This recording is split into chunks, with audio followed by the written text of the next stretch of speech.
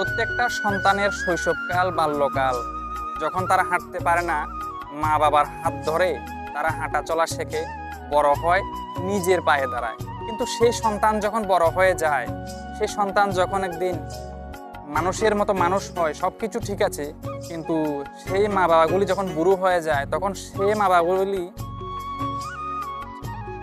মা বাবাগুলি কি সন্তানের হাত ধরে দাঁড়াবার সৌভাগ্য হয়?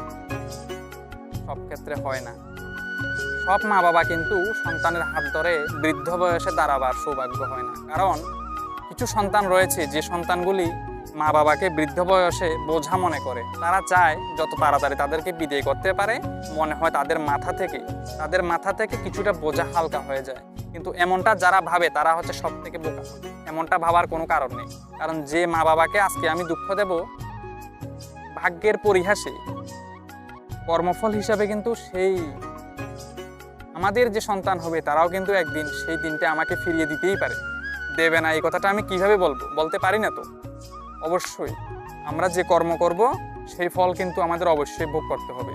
তো আমি চাই না এমন কোনো ঘটনা বা এমন কোনো দুর্ঘটনা ঘটুক প্রত্যেকটি মা বাবার জীবনে।